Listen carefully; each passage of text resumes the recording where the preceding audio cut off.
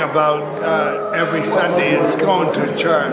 It's been my life. I go to church every Sunday. I love Rally Day, and I do have Rally Day fever because even though in the summer we're sort of all together in some ways, we're coming and we're going and we're out enjoying the beauty of God's creation. New England summer is a gift and it's not very long, and so people really do want to take advantage of that and experience God out in the wide world on the beach or around the lake, and that's all for the good. But Rally Day really is this sort of ingathering and a homecoming where everybody's back and there's this excitement about the program you're starting. But I think the biggest excitement people feel is being back together and seeing each other again.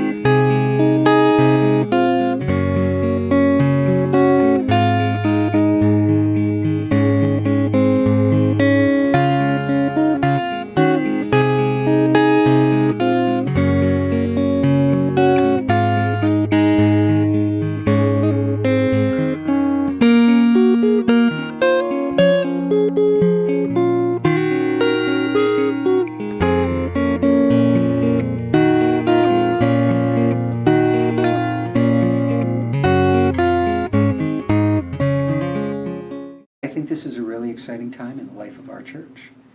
We had an all-church planning process last March and April. Great representation from the church. We've set a whole host of goals and objectives for the upcoming year. We identified groups that are underrepresented in the life of the church and how we want to reach out into those groups, such as young families, spiritual seekers, new residents, young adults, and how we can reach out to those folk in an authentic and meaningful way. And some of the ways that we're doing that and have already been doing that are new initiatives such as the Facebook Bible study, Theology on Tap, the contemplative paddles. This year we had 60 people involved in a paddle, along with Temple B'nai Abraham and First Baptist. We had doors painted as a garden art project for Rally Day, and we had a whole group of our children and our youth and our parents painting doors. And then those 4 doors are now out on Cabot Street, and they offer the message, God's door is open to everyone. People are stopping, they're talking. And to me, it's a great example of taking the church out into the community. So now people are going by on Cabot Street and they are stopping down and they're writing their prayers. And many of those folk would not walk into this or any church, but people are spiritual, even if they're not in a faith community. When I answered, what excites me about First Baptist Church is the creative sermons that are on relative relational topics. That's why I come to church, is to hear those really important messages in such a creative way. Do your praying. If you don't, I'll take away your candy for a week. To believe in God. I know Christmas you like to get your presents and all, but you also have to think about Jesus and God. The Christmas fair, the rummage sale, going on women's retreats, learning about God. What I really enjoy about First Baptist Church in Beverly is the theme that we have every year. And it really jumped out at me when we had Setting Our Sails, that it just brings scripture together. It brought a lot of things in my life together. So this year it's Journeying On, I believe. And that's what life is all about. That's what life is all about in general. That's what life is all about as a believer. We're journeying on, that it's not static. It's not you get to a place and that's the end. You're journeying on forever. I have a number of pieces to my job, but one of the best pieces is working on mission trips. And since I've been here, we've been on a number of trips. We've gone to Alaska, Montana, Kentucky, Louisiana, especially after the hurricanes. So we've traveled far afield. We've been a little bit closer on the East Coast in North Carolina and places like that. But when we do mission trips, we have three primary goals for those trips. The first is to meet new people, see new things, and serve God's people. And I can say that with every trip that we've done, we've accomplished those three things and so much more. Another wonderful part about the trips that we take is that they're intergenerational. We work very hard to find sites that will allow us to bring our youngest children, and there are an awful lot of sites that don't allow that. So that's kind of one of the trickier parts. But we've had folks in their 80s and we've had children under the age of 1 go on trips with us, and everybody in between, which just adds to the richness of the experience.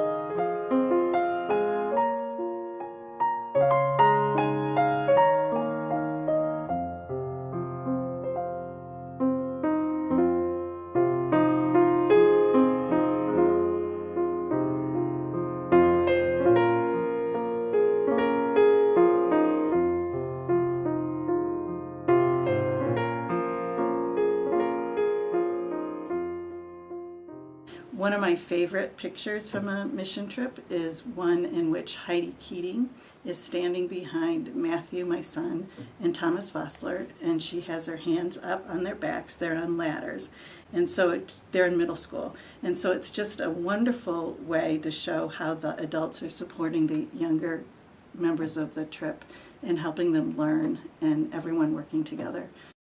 The last trip we took to Kentucky also had the joy of a number of our former fellowship kids on the trip. So it was like a fellowship reunion was part of the trip within the trip, and that was really great. I guess I would like to talk about the future of FBC and what excites me about it. I think what really excites me about it is the kids. Having been here for so many years, I've seen the kids grow up, and it's really exciting to see the journeys that they take. It's not all fun, but it's amazing where some of these kids end up. And it's just good to see them, especially if they come back and then they're raising their own kids here. That's just so exciting and surprising. When I was a kid, I went to this church always because it was like my #1 church that I love. It was my favorite of all because I got to go to Sunday school, learn new things, and meet new friends. At the age of 11 or 12, I started helping out in the babysitting room. I like to help out kids because they learn more about God and Jesus. My kids to pray every single night before you go to bed, because the most important thing about God is to believe in Him. And wherever you are, God will be always with you. I've been part of First Baptist all my life. My parents first brought me here to this church on Christmas Day in 1949 to be dedicated by Dr. Bigelow. Through the years, I attended Sunday school, fellowship, was baptized, was married in this church, and raised my son in this church. My son Brian would not be the musician that he is today if it hadn't been for the strong music program here at First Baptist.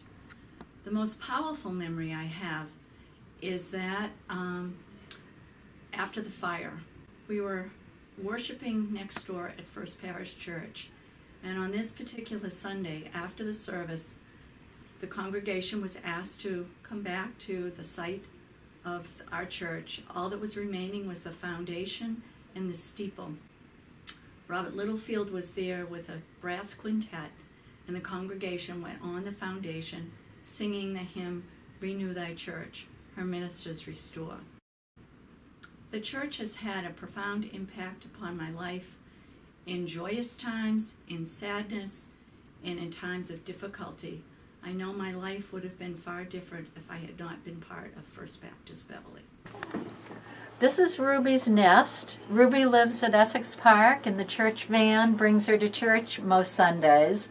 But when she's not able to come, she connects with First Baptist Church through the website, and also all her friends from the church through Facebook.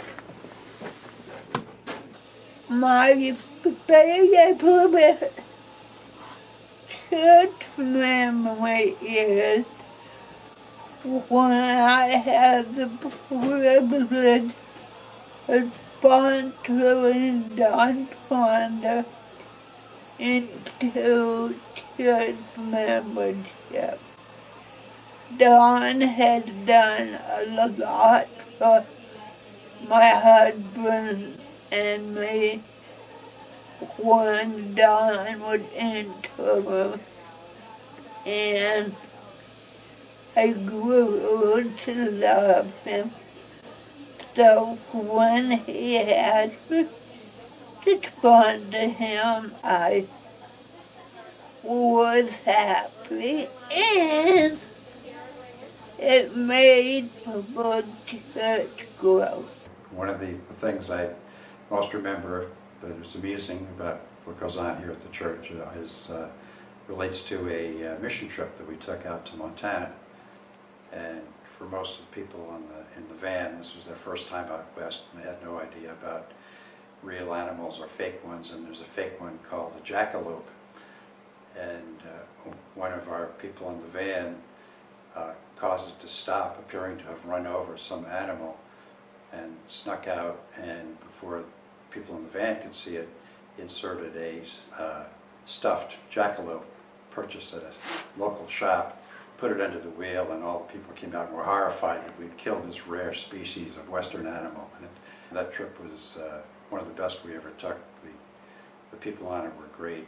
We just had a fun time throughout it, and that was just one example of many. Got baptized by Reverend Mike Scott, and I remember doing the talent show that we used to have on the prayer show, and I like being part of that. It's a great church to belong to. So my favorite church memory would probably involve Brett Murray in some way. I'm not sure exactly what he was doing, but I'm sure Brett was involved.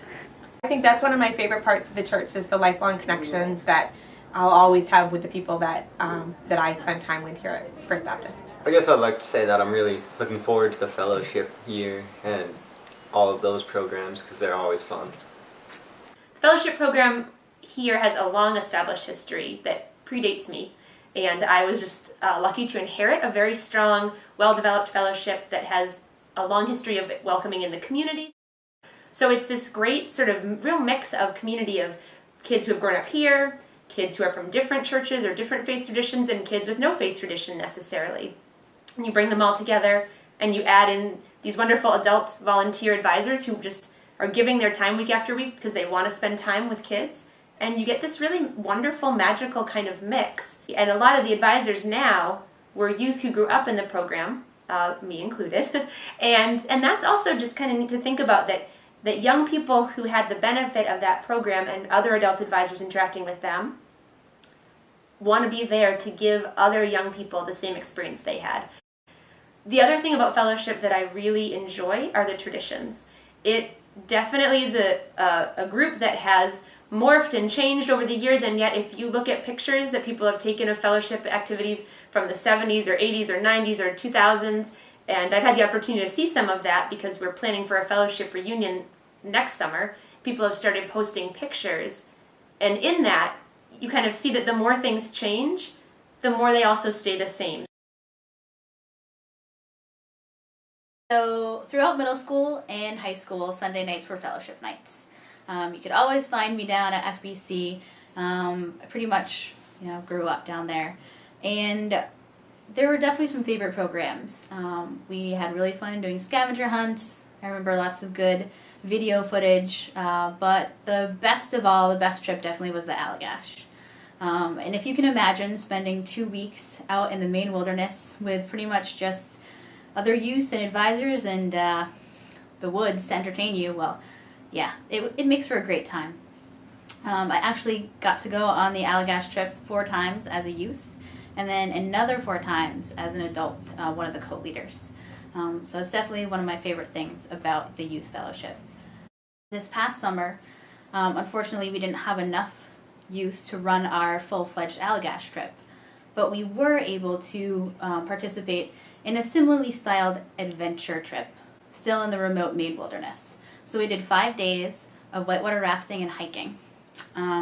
It was a blast, and it embodied a lot of the same things that our Allagash trip did. So there was still physical challenge, group team building, and time to hang out and just sit by the campfire. So it was really a well-designed and fun trip for everyone. And it was so much fun that the advisors went back in the fall, in September, for a big release for some more team building.